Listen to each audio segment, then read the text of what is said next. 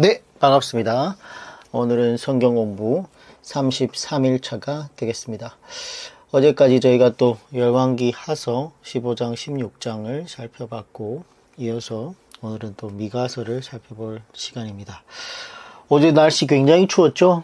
네, 굉장히 오늘도 이어서 영하인 것 같습니다. 네, 감기 조심하시고, 어디 외출하실 때 감기 걸리지 않도록 따뜻하게 입고 외출하시길 바라겠습니다. 기도하고 바로 시작하도록 하겠습니다.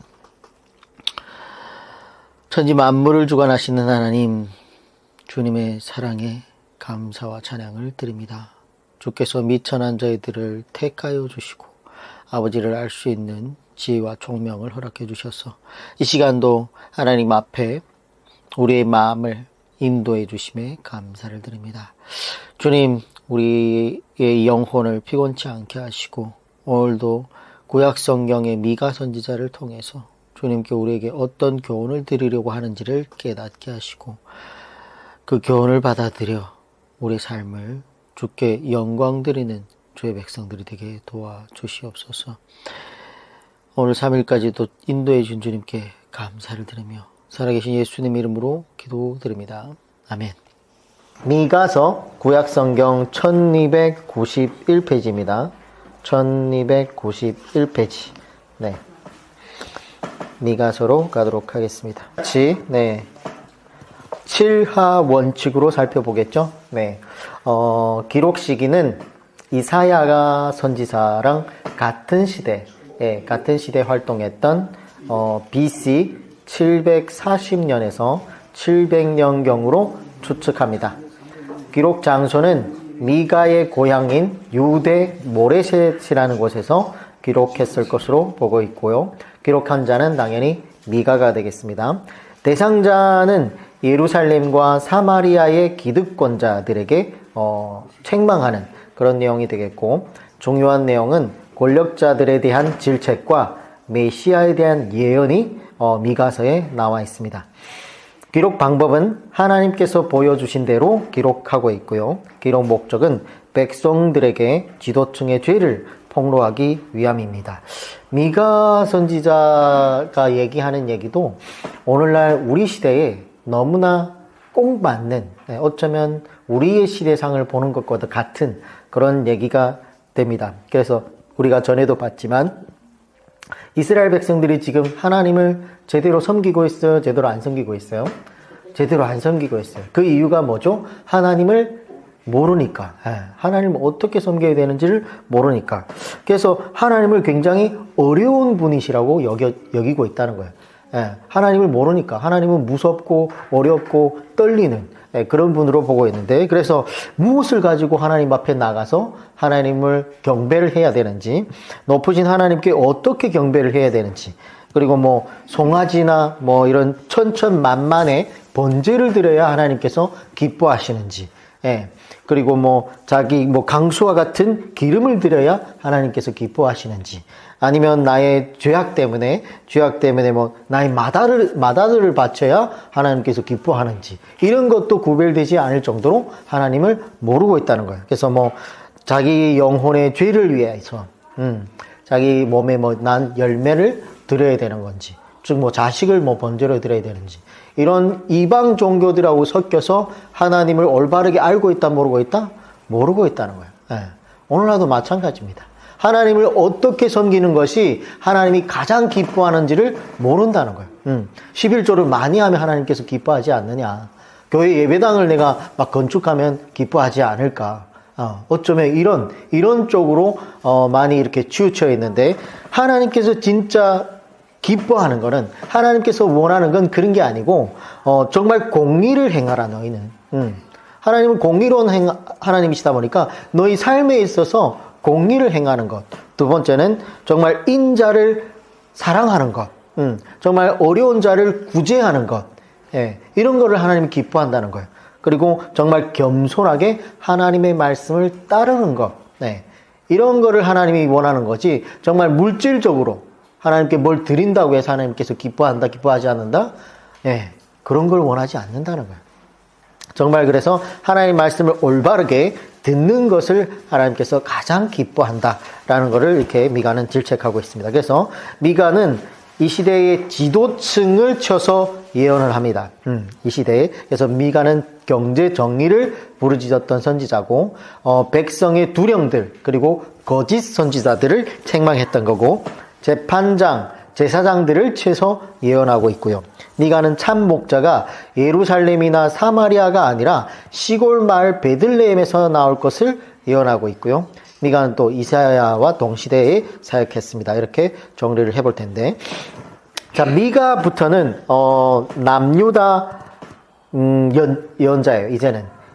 이제 북이스라엘 예언자는 호시아 예언자로 끝났죠. 그래서 미가부터는 전부 다 남유다 예언자인데, 미가, 이사야, 스바냐, 하박국, 예레미야까지가 전부 다 남유다 예언자입니다. 그래서 우리가 앞으로 이렇게 순서대로 쭉 살펴볼 텐데, 그 중에 첫 번째로 문서를 남긴 남유다 예언자가 바로 미가라는 겁니다. 그래서 아주 수준 높은 예언자인데, 미가와 이사야가 이렇게 동시대 사역했고, 이사야보다 좀 늦게 사역을 시작해서 그보다는 좀 짧게 사역한 것으로 보고 있습니다. 그래서 이사야는 약 60년간 사역을 했다면, 이 오랫동안 사역한 것에 비해서 미가는 좀 짧고 굵게 사역한 걸로 보고 있다는 겁니다.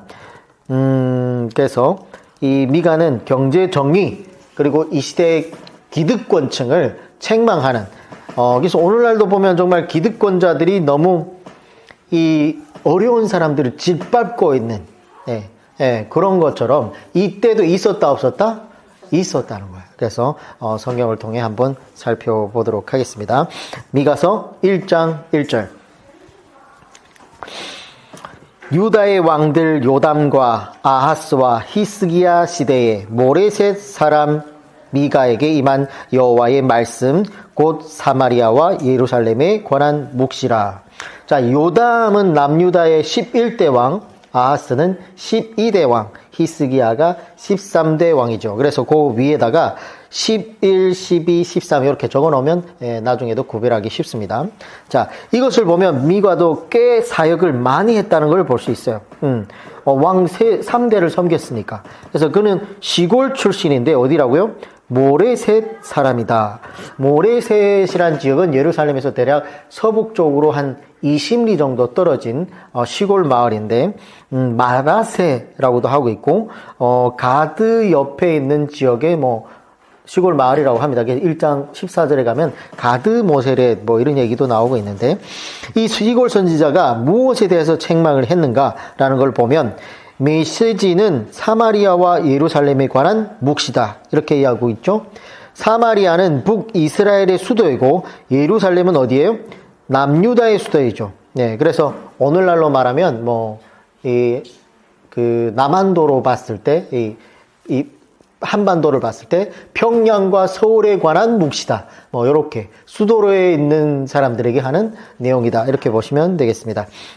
그래서 그 사마리와 예루살렘에 있는 권력층, 기득권층, 그리고 지도층, 그리고 부자들이 살고 있기 때문에 특별히 그들을 향한 경고의 메시지를 미가가 하고 있는 겁니다. 1장 2절.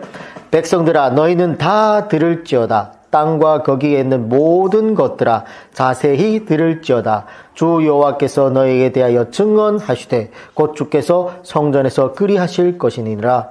그래서 백성들아, 너희는 다 들을지어다 라는 거는 지도자들이 듣고 있어요? 듣고 있지 않아요? 듣고 있지 않으니까 하나님 말씀을. 그래서 백성들에게 지도자들의 타락상을 지금 폭로하고자 고발하는 내용의 이야기가 이렇게 기록되어 있는데, 3절에 보면 여호와께서 그의 처소에서 나오시고 강림하사 땅의 높은 곳을 밟을 것이라. 땅의 높은 곳을이라고 하면, 지금 우리 한국 같은 경우에는 잘 이렇게 모르실 수도 있는데, 어전에 목사님도 설교 중에 얘기했던 것처럼 높은 곳이 어떻다고요? 선선하고, 예루살렘은 해발 800m 위에 있다 그랬죠.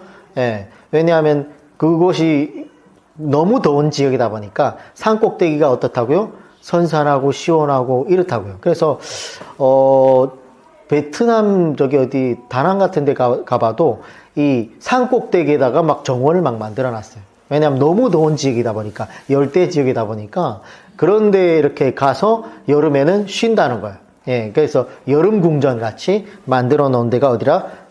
땅의 높은 곳이라는 거예요. 그래서, 어느 정도 높이로 올라가야 습도나 온도가 적절하면서, 환경이 좋다는 거예요. 그래서 부자들이 어디에 살고 있다? 높은 곳에 살고 있다. 돈이 많으니까. 예. 오늘날도 보면 어때요? 부자들은 높은 빌딩에 살고 있잖아. 예. 시그니엘, 네, 막 저기 엄청 잠실에 가면 어마어마한 높은 빌딩에 막 100억 넘어가는 집에서 살고 있지 않습니까? 부자들은 어떤 데를 좋아한다? 높은 데를 좋아한다. 네, 그런 얘기입니다. 똑같아요. 예나 지금이냐. 네, 그래서, 하나님께서 어디를 밟는다고요? 높은 곳을 지금 버리실 거라는 거예요. 그래서 오늘날도 말하면 정말 번화가, 잘 사는 동네, 서울 같으면 강남, 이런 데를 어떻게 하나님께서 벌하시겠다는 거예요. 왜냐하면 잘 사는 돈이 많은 곳에 악이 많으니까. 예.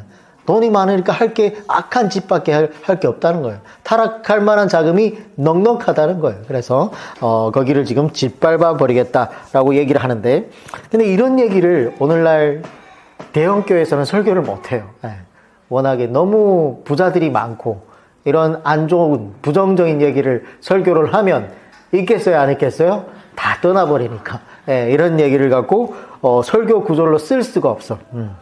한번 볼게요. 4절. 그 아래에서는 뭐냐면, 하나님의 심판 아래에서 산들이라는 거는 기득권자들이 높고 골짜기들이 갈라지기를 불 앞에 밀초 같고 비탈로 쏟아지는 물 같으니. 자, 누가? 기득권자들이, 부자들이, 그리고 중심가에 살고 있는 자들이 하나님의 심판 앞에서 어떻게?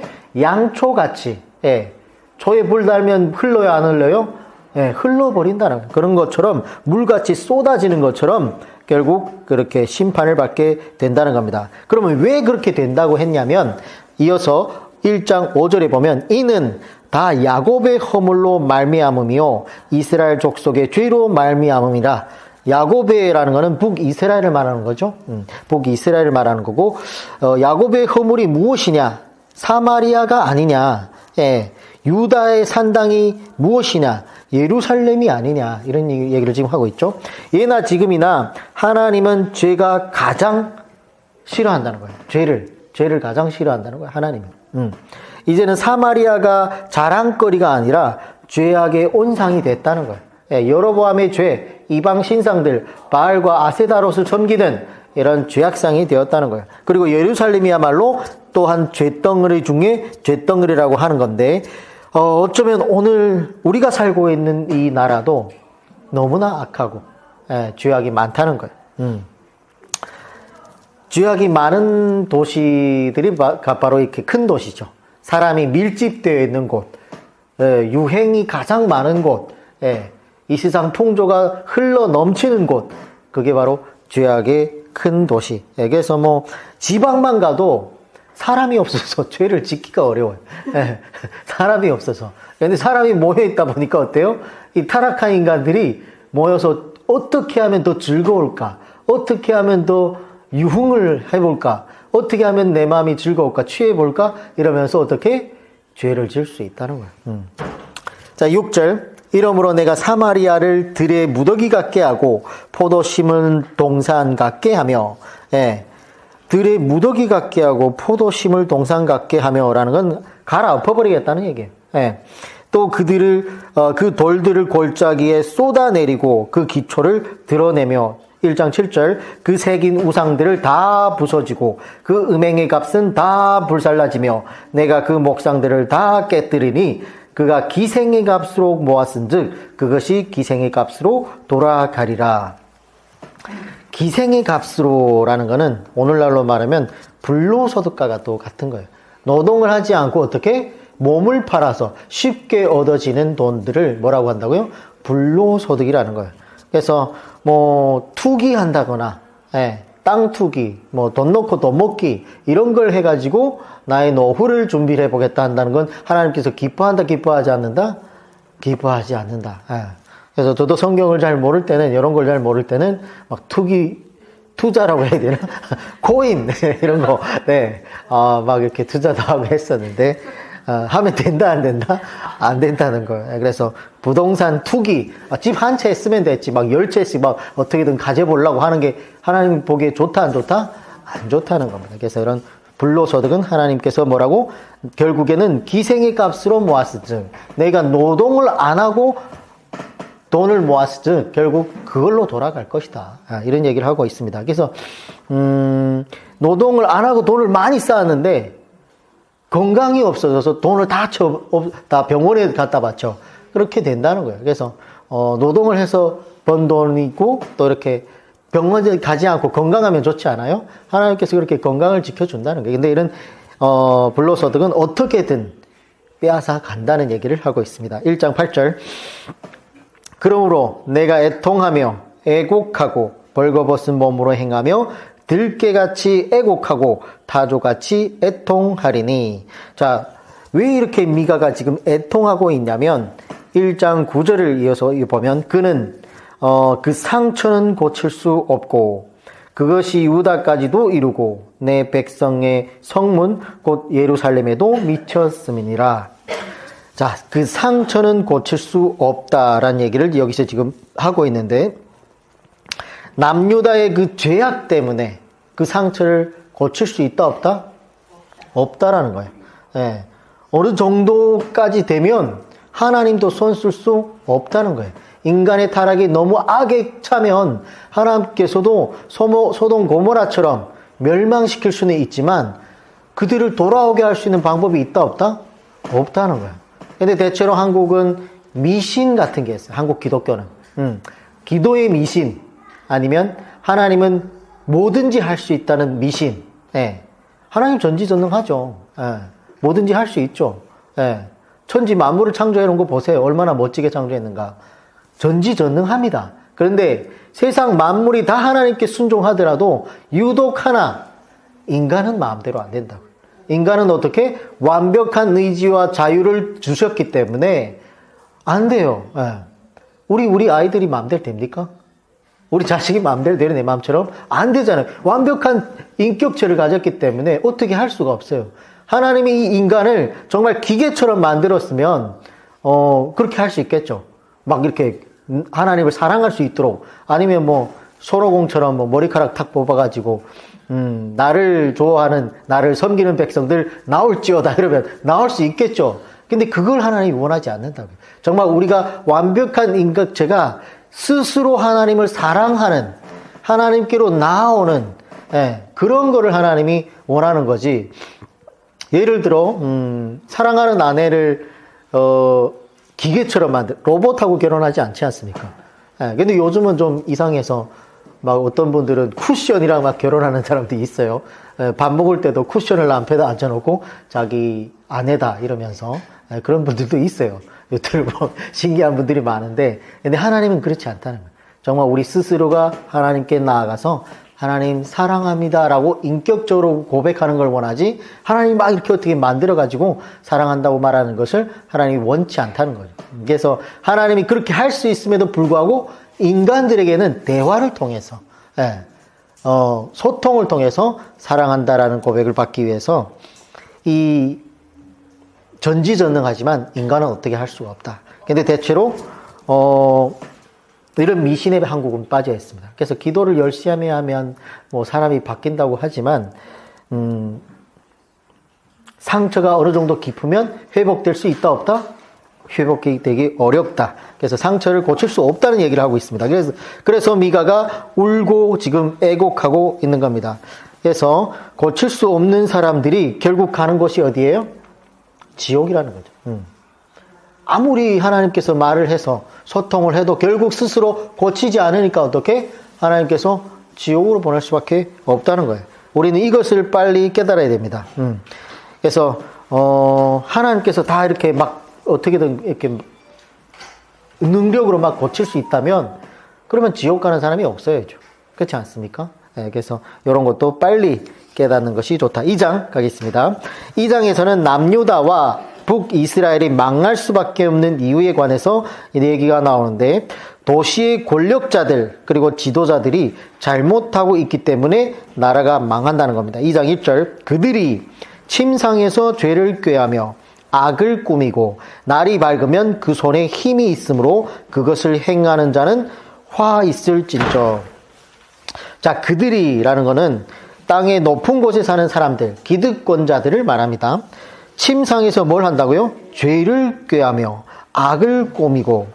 그러니까 돈이 있고 권력과 시간이 많으니까 침대에 누워가지고, 야, 어떻게 하면 이 돈을 좀 더 불릴 수 있을까? 어떻게 하면 돈 없는 사람들의 돈을 이 돈으로 노동하지 않고 빼앗을까? 이런 것만 연구한다는 거예요.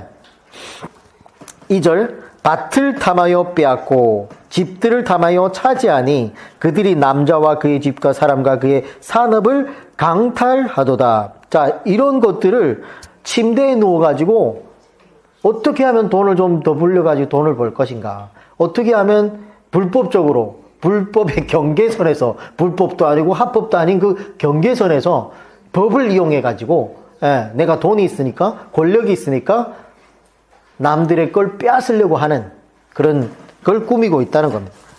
그래서 날이 밝으면 뭐예요? 그걸 좀 이렇게 생각했던 거를 실천해 나가려고 하는 것들이 누구라고요? 이 시대의 기득권자들과 권력자들이었다는 겁니다. 자, 그래서 지금 이 어려운 시대에 오늘날도 뭐 연봉 1억씩 받아가는 분들이 많죠, 그렇죠?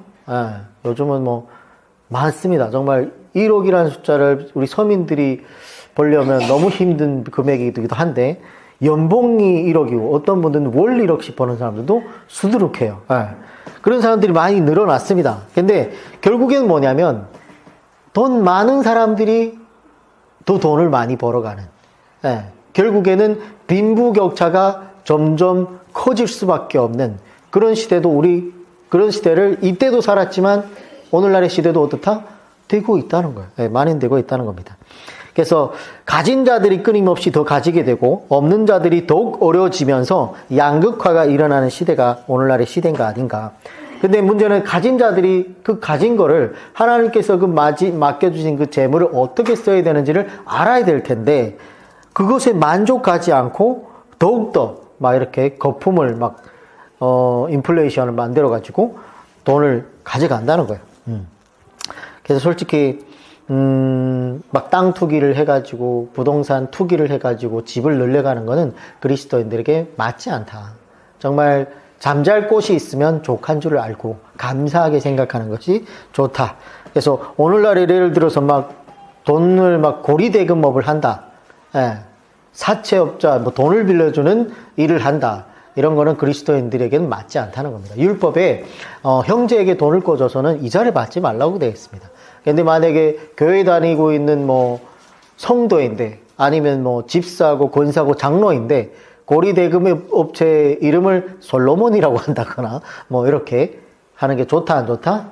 덕이 안 된다는 겁니다. 그래서 그런 거는 오늘날 우리 기독교인들의 그런 개념들이 있으면 정리를 해 나가는 것이 맞다. 자, 그래서 거저 받았으니 거저 주어라고 하는 것이 예수님의 가르침입니다. 그래서 우리 그리스도인들은 하나님의 말씀을 알아갈수록 이런 불의한 재물로 살아가는 것을 멀리해야 된다.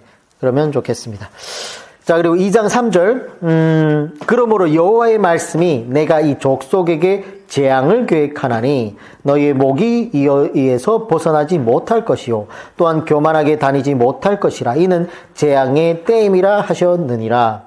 자, 지도자들이 탐심을 가지고 고리대금업을 하고 이러한 것들이 하나님께서는 굉장히 마음이 상하시다는 일이라는 거예요. 그래서 그들에게 재앙을 지금 계획했다고 했는데, 일반 백성들도 돈이 없어서 못하는 것이지, 누구나 똑같은 환경과 똑같은 조건이 주어지면 이렇게 다 악을 행하는 시대라는 거예요. 그런 거예요. 그래서 이때에도 부자들이니까 돈을 이렇게 줄 수 있어서 그 일을 하고 있는데, 일반 백성들도 돈이 있으면 뭘 한다고요? 하고 싶다는 거예요, 이 일을. 그렇게 사람들의 개념이 정해져 있다는 거예요. 그만큼 타락했다는 거예요. 2장 6절 그들이 말하기를 너는 있는 예언하지 말라. 이것을 예언할 것이 아니거늘 욕하는 말을 그치지 아니한다 하는도다. 그래서 이런 하나님께서 얘기하는 야 니네 이렇게 죄악을 지르면 내가 곧 계획해서 너에게 벌을 내릴 거야. 이런 얘기를 오늘날 설교를 못한다는 거예요. 예. 오늘날 설교 강단에서 이런 얘기가 울려 퍼지지 않고 있다는 얘기. 왜냐면 오늘 만약에 뭐 부동산에 투자하지 마세요. 주식하지 마세요. 돈 빌려주고 이자를 받지 마세요. 이런 얘기를 지금 부자들은 다 그런 일을 하고 있는데, 그냥 돈 놓고 돈 먹기를 하고 있잖아요. 그거를 이 대형교회에서 설교를 하면 어떻겠습니까? 근데 설교를 못 한다는 거죠. 오늘은 그래서. 자, 2장 7절. 너희 야곱의 족속아 어찌 이르기를 여호와의 영이 성급하시다 하겠느냐 그의 행위가 이러하시다 하겠느냐 나의 말이 정직하게 행하는 자에게 유익하지 아니하냐 나의 말이 정직하게 행하는 자에게 유익하지 아니하겠느냐. 그래서 정직하는 자들은 하나님 말을 따른다는 거예요. 이게 바로 정답이에요. 10절 이것은 너희가 쉴 곳이 아니니 일어나 떠날지어다. 이는 그것이 이미 더러워졌음이니라. 그런즉 반드시 멸하리니 그 멸망이 크리라. 자, 지금 이 시대의 대세를 누가 막을 수 있겠습니까? 이런 풍조가 세상을 지금 이끌어가고 있는데 어떻게 막을 수 있겠냐는 거죠. 결국은 인류는 하나님의 심판을 받게 되고 역사는 끝나게 될 겁니다. 막 우리 전에도 얘기했지만 백투더 예루살렘을 해서 이 땅에 동시다발적으로 복음화가 되어가지고 예수님 어서 오시옵소서 이래서 종말이 오는 것이 아니라 정말 이 세상 사람들의 악이 추악한 모습들이 차곡차곡 쌓이다 보니까 하나님께서 결국 어떻게 멸망을 하게 만든다는 거예요. 그래서 종말을 그래서 맞이하게 되는 겁니다. 그래서 인자가 올 때에 믿는 자를 보겠느냐. 그때가 종말이라는 거예요. 예수님도 앞으로 좋은 시대가 올 것이라고 예언한 게 아니라 매우 어려운 시대가 올 거라고 얘기합니다. 그러므로 우리나라도 아니면 나라는 존재에서 이런 긍정을 빨리 버려야 돼요. 때론 가끔 제가 이렇게 준비를 하다 보면 야 너무 부정적인 얘기만 안 하는 거 아닌가라는 생각이 들어요. 왜냐하면 기존의 교회에서는 복 받을 겁니다. 긍정적이고 이런 얘기만 하는데 준비하다 보면 하나님 말씀에는 긍정적인 얘기보다 3분의 2가 너희가 잘못했을 때 어떻게 된다는 얘기를 더 많이 기록하고 있어요. 타락한 인간이 잘못된 길로 갈 수밖에 없다 보니까 하나님 말씀을 떠나 있으면 그래서 너무 부정적인 얘기를만 하는 게 아닌가 생각할 때도 있는데 참 그럼에도 불구하고 성경이 기록된 그대로 또 전해야 되는 게 맞다 보니까 그래서 정말 이 낙관적인 세상 낙관적인 생각을 버려야 됩니다. 그리고 예수님을 긍정하고 청년 왕국과 새 하늘과 새 땅을 낙관하는 쪽으로 빨리 바꿔야 돼요. 그래서 이 땅에는 이미 소망이 없습니다. 우리가 소망을 둘 곳은 어디다? 천국이라는 거예요. 그걸 보고 그곳의 낙관적인 태도를 보고 우리가 따라가야 되는 거지 이 세상에 이 땅에 소망을 둬서는 안 된다 라는 것이고 자 그리고 11절 보겠습니다. 11절 사람이 만일 허망하게 행하며 거짓말로 이르기를 내가 포도주와 독주에 대하여 내게 예언하리라 할 것 같으면 그 사람이 이 백성의 선지자가 되리라. 그게 무슨 얘기를 하고 있냐면 어떻게 하면 이 백성이 설교자가 된다고 해요? 선지자? 내가 포도주와 독주에 대해서 내게 예언하리라. 그러면 이 백성의 선지자가 된다는 거예요. 오늘날의 세상 유행, 세상 사상에 대해서 가슴을 넓게 여는 목사님일수록 인정을 받는다는 거예요. 오늘날의 성공주의, 향락주의, 긍정주의 이런 얘기를 강단에서 얘기 막 이렇게 하는 사람들마다 선지자가 된다는 거예요. 이 나라 으뜸 목사가 된다는 거예요. 그 얘기를 지금 하고 있는 겁니다. 그래서 정말 부담스러운 설교보다는 정말 유쾌하고 재밌고 정말 오늘날 이 시대를 살아가고 있는 사람들에게 공감되는 얘기 그런 얘기를 할수록 그 목사님은 정말 정말 은혜의 말씀이 충만한 은혜 말씀을 주시는 목사님이야. 인기 목사님이 된다는 거예요. 대형교회 목사님이 된다는 거예요. 예, 그 얘기를 하고 있는 겁니다. 그렇지 않으면 성도들이 거북스러워하게 하기 때문에 잘 모이지를 않는다는 거예요. 그 얘기를 지금 이 2장 11절에 하고 있습니다. 그래서 과연 이러한 시대에 예수님께서 이 시대에 왔다고 하면 예수님은 과연 대형교회 목사님이 될 수 있었을까? 어떻게 생각하시나요? 예수님이 과연 이 시대에 왔다면 과연 장가는 갔을까? 여러분들이 예수님이 너무 멋지게 머리도 쫙 기르시고 눈도 파랗고 너무 멋지지 않습니까? 잘생기지 않습니까? 예수님을 생각하면 그건 달력을 너무 많이 봐서 그래. 예수님이 실제로 그렇게 멋진 분이 아니에요. 성경에 보면 보잘것없다고 얘기했어요. 누가 봐도. 근데 그런 분이 오늘날 이 시대에 와서 그리고 프리랜서에 가까워. 어디 소속된 것도 없어. 여기 갔다 저기 갔다 하고 마땅한 직업도 없고 목 쓰고. 그러니까 그분이 이 시대에 오면 인기 받겠냐고요. 여성분들은 그 예수님한테 장가 가려고 하는 분 여성이 있겠냐는 거. 태연이 갈 거예요? 왜 웃어요? 네. 그렇다는 거예요. 그래서 참 겸손하고 가장 어려운 정말 본인의 끼니도 해결하기 힘들어서 그런 처지에 가난하게 살았던 분이 예수님이라는 거예요. 그런 걸 볼 때 오늘날 이 평가하는 기준 오늘날의 이 암묵적으로 봤을 때 정말 외모 지상주의로 판단하는 이 시대에서는 예수님도 인기 없을 수 있다는 겁니다. 자, 그래서 그만큼 오늘날 교회와 성도들의 눈높이가 교만해져 있다는 것을 말하고 있습니다. 자, 3장 가겠습니다. 3장도 같은 얘기입니다.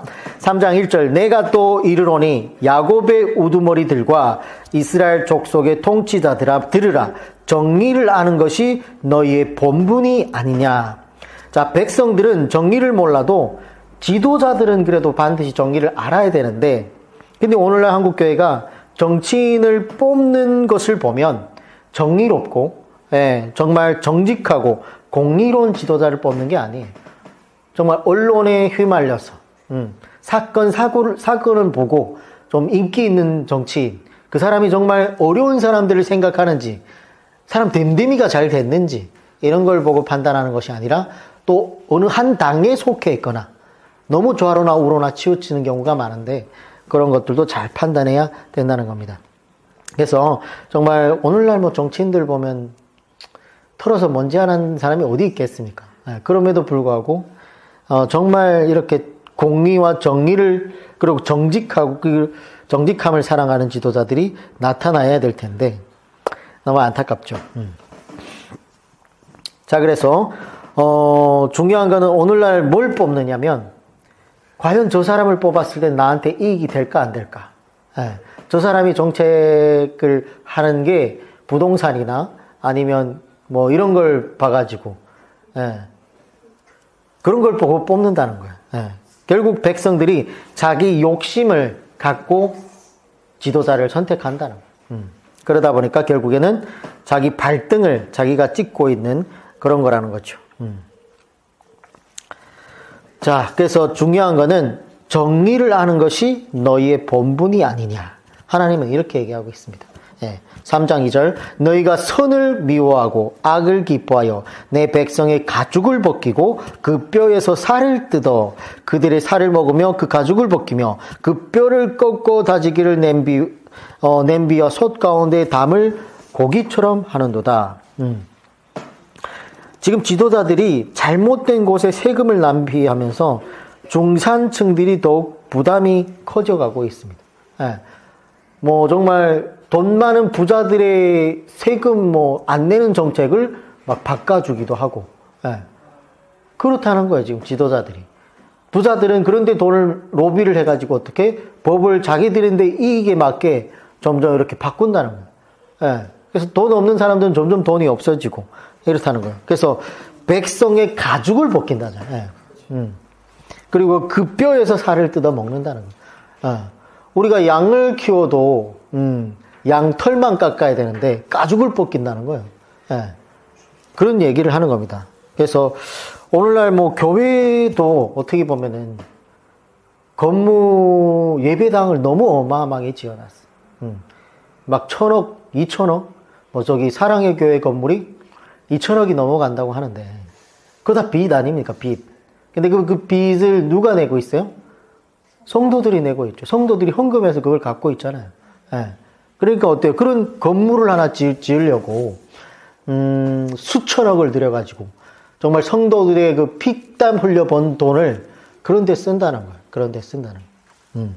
정말 수많은 사람들이, 불쌍한 사람들이 집 한 채 없어서 노숙하고 있는 사람들이 뻔히 보이는데도 그런 데 돈을 쓰는 게 아니라 하나님이 정말 원하는 가난하고 힘없는 자들에게 구제하고 헌금하고 살려주는 정책을 펴는 게 아니라 이런 솔직히 예배당 그 큰 거, 그 많은 사람들이 들어가 있는 게 하나님 입장에서 기뻐하시겠습니까? 예? 정리를 하는 것이 너희 본분이 아니냐. 하나님 이렇게 얘기하고 있지 않습니까? 예. 그 얘기예요. 그래서 오늘날 참 이런 한국교회 아니면 이런 교회 이미지 때문에 세상 사람들이 얘기하잖아요. 집사예요? 그럼 집사 되려면 얼마를 내야 돼? 이런 얘기가 나오는 게 그 얘기예요. 그 얘기. 장로예요? 장로 되려면 얼마를 내야 돼? 그러니까 자기가 교회를 오고 싶어도 돈 낼까봐 못 오잖아요. 예. 세상 사람들이. 그래서 이런 이미지를 빨리 저버려야 될 텐데 안타깝다는 거예요. 4절 그때 그들이 여호와께 부르짖을지라도 응답하지 아니하시고 그들이 행위가 악했던 것만큼 그들 앞에 얼굴을 가시리라. 3장 5절 내 백성을 유혹하는 선지자들을 이에 물 것이 있으면 평강을 외치나 그 입에 무엇을 채워주지 아니하는 자에게는 전쟁을 준비하는도다. 이런 선지자에 대하여 여호와께서 이르시되 그러므로 너희가 밤을 만나리니 이상을 보지 못할 것이요 어둠을 만나리니 점치지 못하리라 하셨나니 이 선지자 위에는 해가 져서 낮이 캄캄할 것이라. 그러니까 무슨 얘기냐면 입에 좀 물 것을 주면 입에다가 좀 갈비 같은 거 이렇게 물려주면 예언하기를 평강이 있을 거다. 정말 복 받을 거다. 이런 얘기, 사례비 많이 주면 이런 얘기만 하고, 예, 안 주면 어떤다고요? 곧 전쟁이 날 테니까 니네 벌 받을 거야. 이런 얘기를 한다는 겁니다. 예, 벌 받기 쉽지 않으면 좀 갈비를 갖고 와. 이런 얘기를 지금 한다는 얘기예요. 선지자들이. 거짓 선지자들을 얘기하고 있는 거죠. 그래서 이제 하나님께서 뭐라고요? 이렇게 예언하는 선지자들이 이젠 떠나겠다. 예, 너희들은 내 종이 아니야. 이 얘기를 하고 있는 겁니다. 그래서 너희는 이제 밤을 만나를 이상도 보지 못할 것이고 하나님을 이제 너희들을 떠나겠다는 거예요.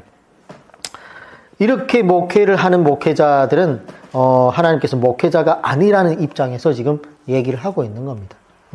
3장 7절 선견자가 부끄러워하며 술객이 수치를 당하며 다 입술을 가릴 것은 하나님의 응답하지 아니하시머니와 하나님께서 그렇게 욕심 부리는 선지자에게는 더 이상 응답하지 아니하시겠다는 얘기를 하고 있습니다.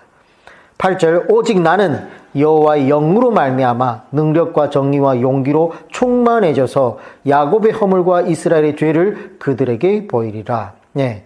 오직 나는 그러니까 우리는 입에 물 것이 없어도 오직 하나님께 사랑을 받고 응답받는 주의 종이 될 수 있도록 노력해야 된다는 거예요. 주의 성도가 될 수 있도록 노력해야 된다는 겁니다. 근데 우두머리 통치자들 뿐만 아니라 주의 종들인 선지자들끼리까지 지금 남유다 때에는 물질에 지금 매수가 되어가지고 변질되어 버렸다는 거예요. 이 시대에 지금. 그래서 오직 나는 대다수가 변질하고 타락하고 권력과 힘과 돈을 쫓을지라도 우리만이라도 나만이라도 아니면 우리 가정만이라도 아니면 우리 교회만이라도 정말 하나님 말씀에 온전히 들어가지고 정직하고 의롭고 공의롭게 살아가겠다고 결단해야 된다는 겁니다. 네. 자, 그래서 그러한 결단이 나부터 시작해야 된다는 겁니다. 그 얘기를 지금 하고 있는 겁니다. 3장 11절 그들의 우두머리들은 뭐냐면 다 하나같이 뇌물을 위하여 재판하며 그들의 제사장은 삭슬 위하여 교훈하며 그들의 선지자는 돈을 위하여 점을 치면서도 여호와를 의뢰하여 이르기를 여호와께서 우리 중에 계시지 아니하냐 재앙이 우리에게 임하지 아니하리도 하는도다. 그러니까 선지자는 돈을 위하여 점을 치면서, 예, 그러니까 사례비 안 주면 요즘 사역을 안 한다는 거예요. 어디 뭐 개척교회가 안 하겠다는 거예요. 그러니까 지금은 어느 이미 세워져 있는 교회 가서 사역을 하려고 이력서를 주고 내고 이런 분들이 대부분이라는 거예요.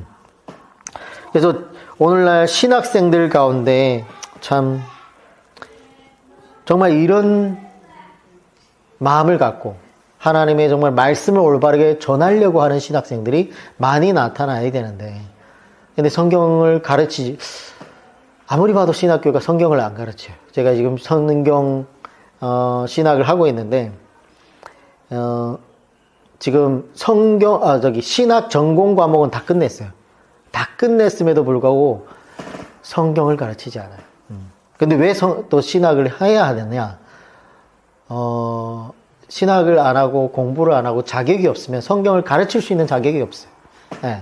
제가 이번에도 이렇게 성경 공부를 하려고 사람들을 모아보니까, 어떤 뭐 장로님, 어떤 뭐 전도사님, 저희 회사에도 이렇게 있는데, 저랑 같이 공부합시다 하니까, 네가 뭔데? 이런 느낌으로 약간 이렇게 보더라고요. 네 뭐 집사가 무슨 뭐 이러면서, 그런 식으로 해서 합의 안 한 분들도 있어요. 그래서, 참, 그런 거예요. 예. 그래서 신학을 하는 거예요.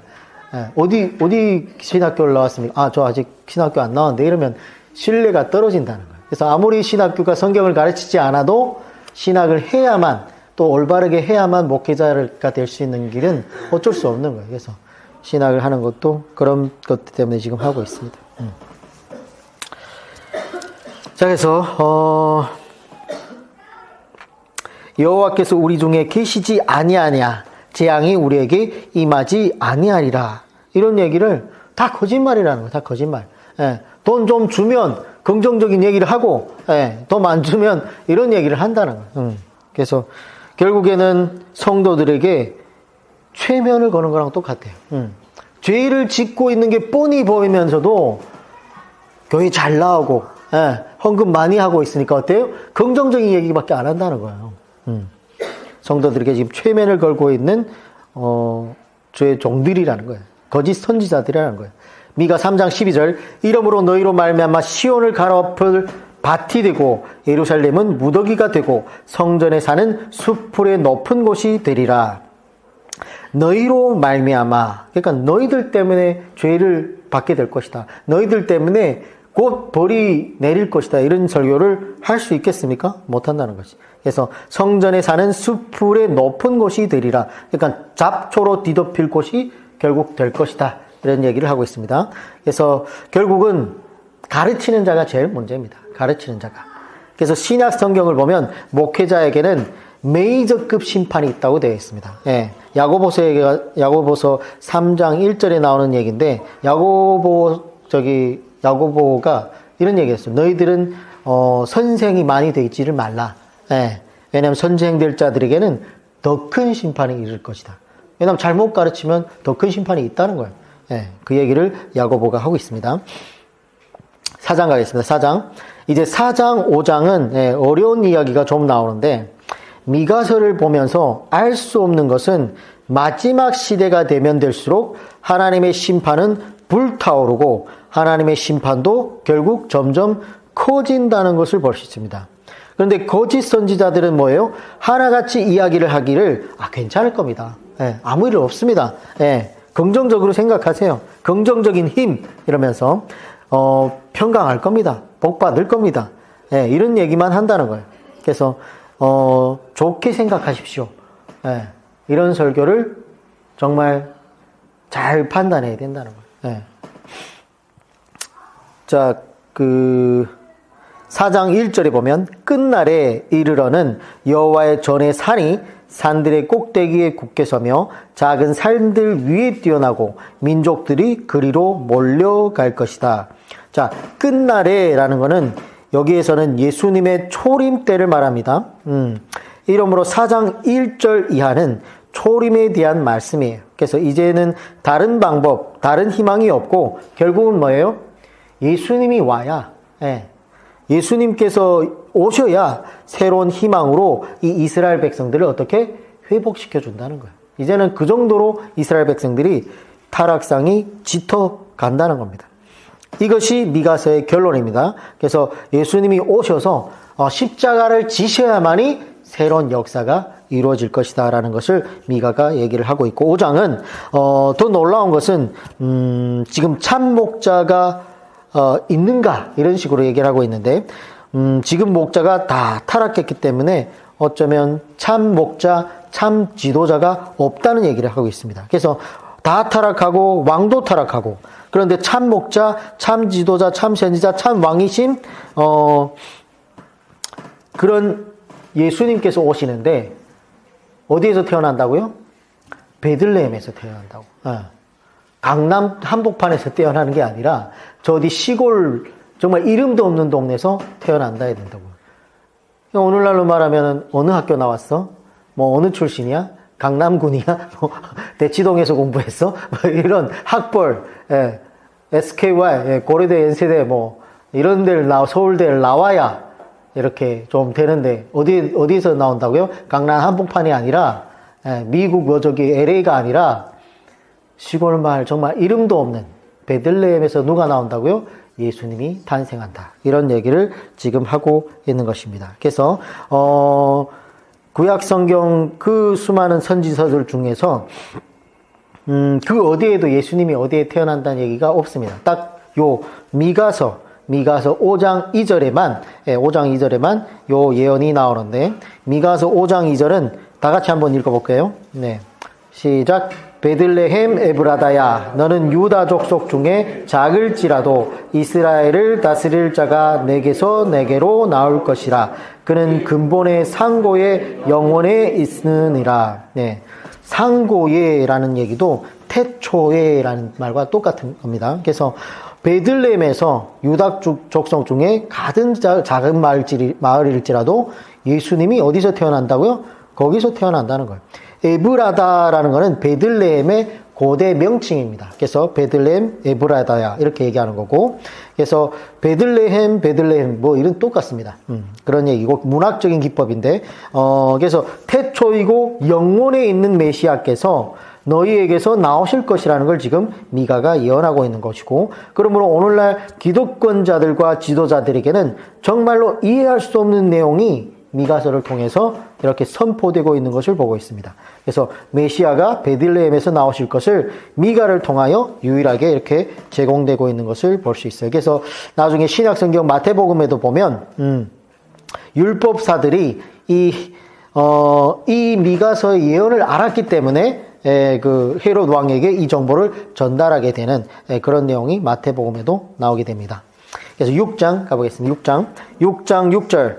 내가 무엇을 가지고 여호와 앞에 나아가며 높으신 하나님께 경배할까? 내가 번제물로 1년 된 송아지를 가지고 그 앞에 나아갈까? 여호와께서 천천의 순양이나 만만의 강물 같은 기름을 기뻐하실까? 내 허물을 위하여 내 마다들을 내 영혼의 죄로 말미암아 내 몸에 열매를 드릴까? 아까 처음에 얘기했죠. 오늘날도 마찬가지입니다. 성도들이 하나님께 예배를 드리면 기뻐하지 아니겠냐? 그냥 예배를 나가면 되지 않느냐? 11조를 드리면 되지 않느냐? 헌금하면 기뻐하지 않겠느냐? 건축 헌금을 많이 내면 좋아하지 않겠는가? 이런 식으로 생각하고 있다는 거예요.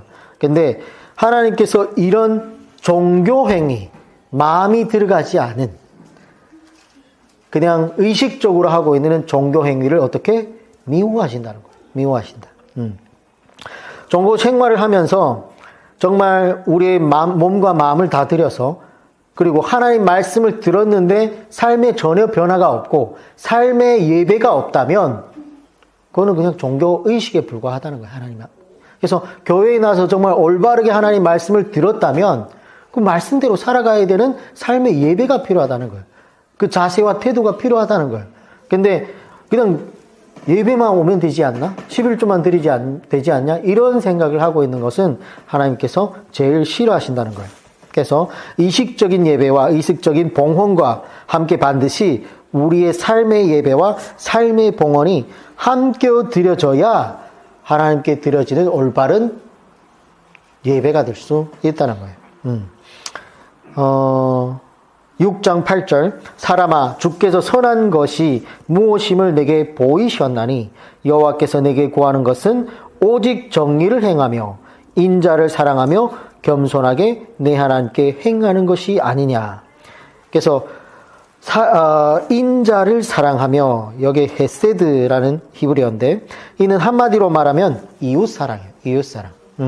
인자는 히브리어로 헤세드라고 하는데 친절, 자비, 긍휼 이런 뜻을 갖고 있습니다. 그래서 정의롭게 살아가고 타인을 사랑하고 그리고 겸손하게 하나님과 동행하는 것, 네, 그런 거를 하나님이 가장 기뻐하신다. 네.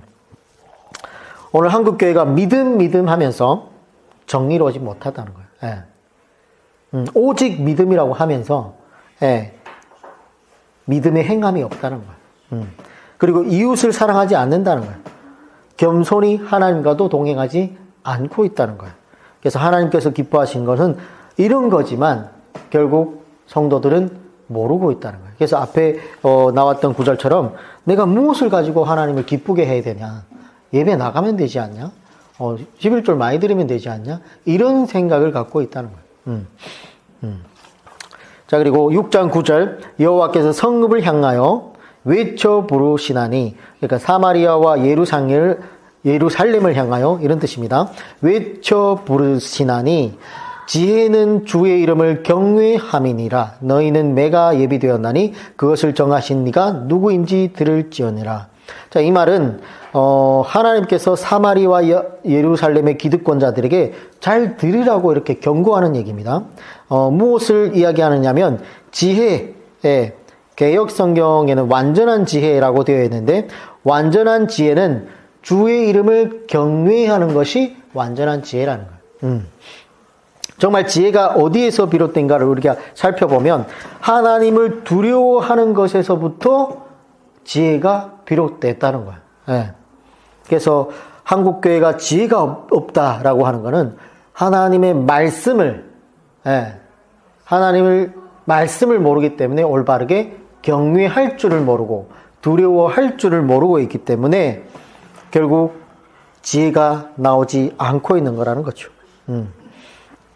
그래서 우리가 만약에 하나님을 두려워하는 마음, 하나님을 경외하는 마음만 잘 생겨도 성경을 보는 데에서 힘쓸 수밖에 없다는 거예요. 네. 그래서 오늘 이렇게 되어 있고 너희는 매가 예비되었나니 라는 거는 결국 하나님을 경외하지 않으면 어떻게? 매가 경외된다는 거예요. 그래서 우리 삶에 있어서 오늘 목사님도 오전 주일서기에 뭐예요? 감사하라. 감사하는 것만큼 좋은 게 없어요. 정말 우리 신앙의 태도에 있어 불평, 불만은 제대로 믿지 않는 신앙일 수도 있다. 좀 어린 신앙일 수도 있다는 거예요. 우리가 이스라엘 백성들이 출애굽하면서 광야 동안 40년 동안 11번을 불편했는데 11번 불편할 때마다 하나님께서 때렸어요? 안 때렸어요? 때렸어요. 그래서 정말 불평하는 신앙은 올바른 신앙이 아니다. 믿음이 아닐 수도 있어요. 그래서 정말 불평할 만한 환경일지라도 뭐예요? 감사하라는 거예요. 감사하라. 그래서 감사하는 자에게는 하나님께서 복을 내려주시고 불평하는 자에게는 뭐라? 매가 예비가 되어 있다. 이렇게 얘기하고 있습니다. 자, 그래서 이렇게 미가서를 정리하도록 하겠습니다. 이제 미가서 끝에 이사야라고 적어놓고 이사야서로 간다라고 해놓겠습니다. 구약성경 968페이지. 네, 이렇게 미가서를 정리하고 내일 이사야